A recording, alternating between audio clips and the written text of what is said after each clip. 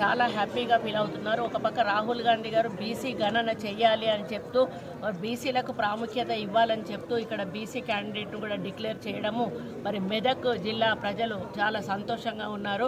మరి ఇది అంతేకాకుండా ఈ మెదక్ నుంచి ఇద్దరు కూడా ఇక్కడే గత సీఎం గారు ఉన్నారు, ఇక్కడే హరీష్ రావు ఉన్నారు.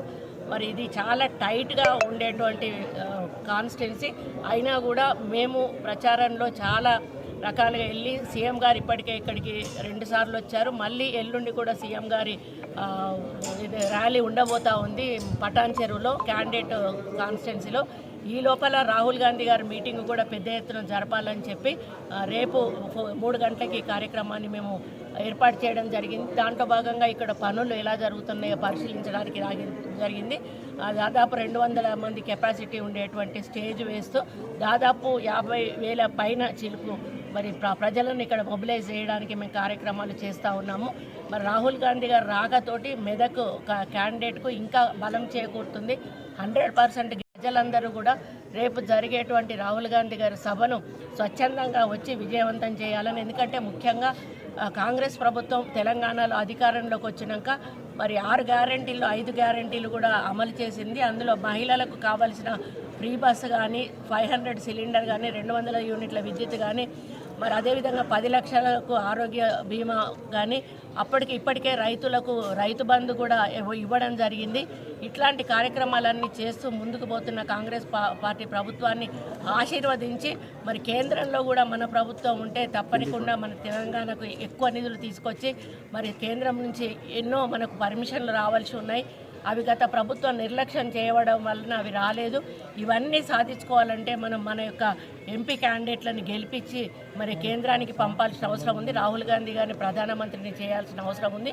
కాబట్టి మేమందరం కూడా కష్టపడి రాత్రింబగలు నిద్ర లేకుండా చిన్న కార్యకర్త నుంచి పెద్ద నాయకుల వరకు కూడా మరి ఈ సభను విజయవంతం చేస్తూ మెదక్ అభ్యర్థి గెలుపు కోసం మెజారిటీ 1,00,000కు తగ్గకుండా తీసుకురావడానికి మేము కృషి చేస్తాము. ప్రజెంట్ కౌన్సిలర్స్, ప్రజెంట్ కార్పొరేటర్స్,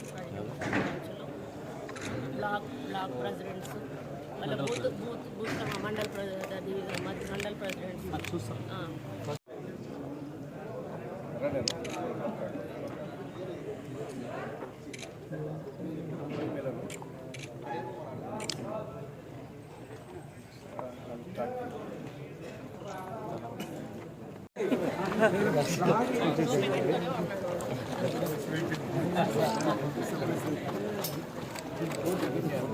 अंदर पक्का जरूरी है फोन फोन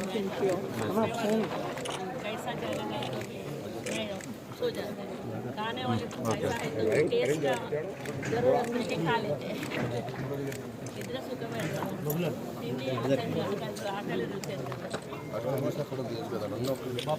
स्टेज भी this is stage 200 no they won't allow 200 but you have to take a certificate for then we will negotiate